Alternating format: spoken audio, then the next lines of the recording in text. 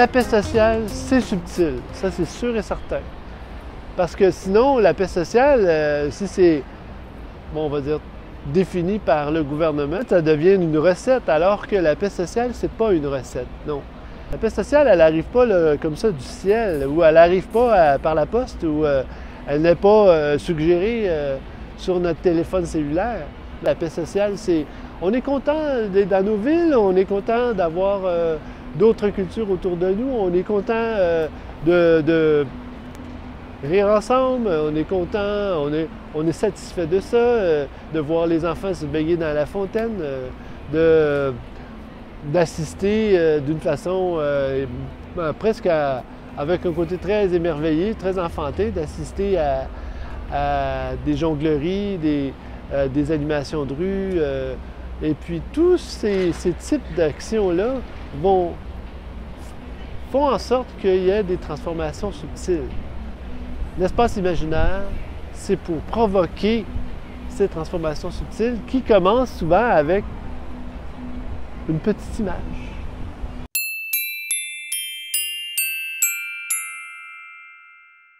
Pour développer l'art relationnel, ça prend une œuvre d'art. Et l'œuvre d'art, c'est l'interface de jeu 55 icônes.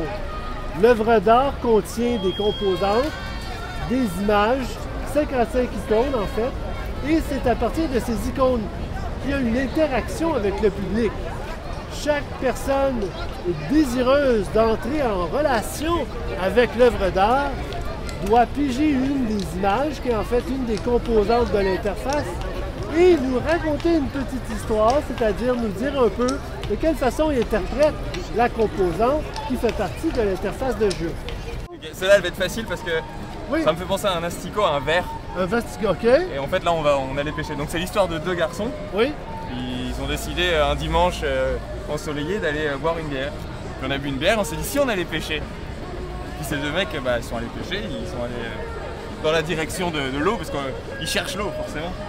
Ils sont dans une grande ville et c'est pas facile de trouver de l'eau. Ok. Donc, là, ici à Montréal, c'est bon. Et puis en plus, c'est à Montréal. Ok. Donc ils s'avancent vers l'eau et à chaque fois qu'ils s'en rapprochent, il y a des événements qui se passent. Donc, la première fois, ils sont arrêtés parce qu'il y a un des deux qui a crevé sa roue arrière, qui a dû aller faire réparer. C'est ce moment-là où ils ont bu une bière en terrasse. Puis là, il se passe quelque chose, là, hein? Et bah oui, il se passe quelque chose. Donc on avance, on continue. Ok.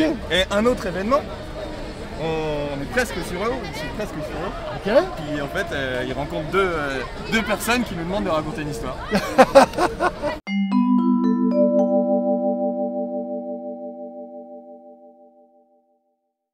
L'espace imaginaire en milieu urbain, c'est un espace un peu, disons, abstrait, un espace où on peut pratiquer son monde imaginaire, mais en même temps aussi, c'est un espace où on peut apprendre à être en relation très rapidement avec, en utilisant en fait son imagination comme courroie de transmission.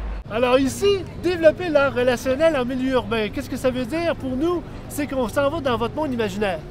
Et puis là, bon, on développe l'art relationnel, c'est-à-dire l'art d'être en relation avec votre monde imaginaire. Pour être très franc, on dirait un personnage de Disney. Un personnage de Disney, ok. Alors il était une fois, on parle l'histoire, il était une fois un personnage de Disney. Un personnage de Disney qui avait un gros nez rouge ici et une grosse barbe comme Aladdin. Ok. Ah oui, comme Aladdin. Voilà. Alors c'est-tu un génie? Et peut-être c'est un génie de... Peut-être qu'il va exaucer mes vœux, j'en sais rien. Peut-être! Quel genre de vœux vous avez? Avoir mon master avec des bonnes notes. Obtenir mon master, mes études. Ah, mon master, ok.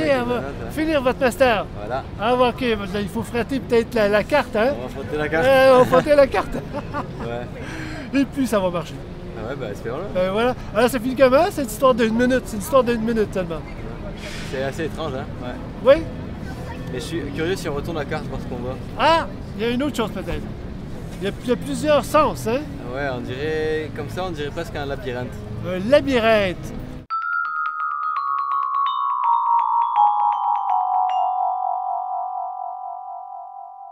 Dans notre société actuelle, on parle facilement du monde biologique, du monde atomique, du monde cosmique, du monde astronomique. Bon, on parle de toutes ces dimensions qui sont en dessous, sur le côté, par-dessus. par-dessus nous. Alors on est capable, en tant qu'être, de s'imaginer ces mondes-là, de s'imaginer le monde atomique, de s'imaginer qu'il y a des galaxies puis des amas de galaxies.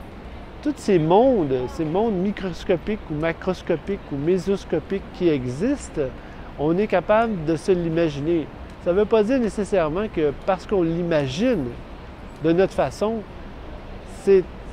ça ressemble à ce que c'est dans la réalité, mais de toute façon, ce n'est pas plus important que ça de savoir si notre imagination est très synchronisée sur la réalité. Parce que c'est à partir du moment où on imagine c'est quoi que là, on peut partager cette dimension-là avec un autre, puis possiblement même en faire une espèce de développement, que ce soit en image mentale, un développement en connaissances scientifiques ou en connaissances ésotériques ou intuitives. Alors tout ça, c'est ça qui est le plus important de tout, c'est de savoir qu'avec notre monde imaginaire, on est capable, on a un accès, même si c'est virtuel, on a un accès à ces dimensions, à ces changements d'échelle, à ces proportions-là, à ces structures qui nous entourent.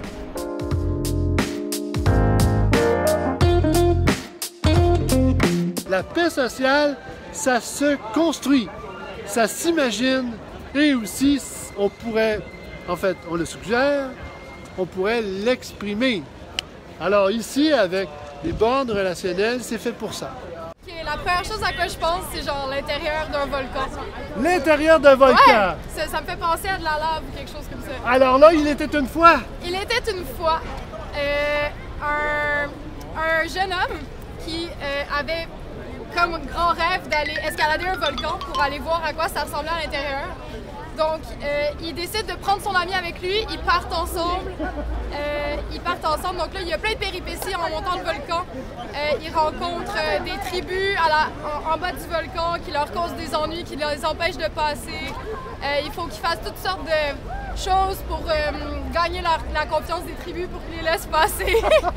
Là, il se passe quelque chose, là! Là, il se passe quelque chose! Mais là, au final, il décide qu'en fait, il aime beaucoup les gens de la tribu, puis il décide de devenir un citoyen de cette tribu-là après avoir gagné leur confiance parce qu'il aime beaucoup leur culture, il aime beaucoup ce qu'ils font. Puis au final, après quelques années, après avoir même oublié son rêve, ben, un jour, la tribu, pour une espèce d'initiation, il l'amène voir le volcan, finalement. Oh, c'est bon!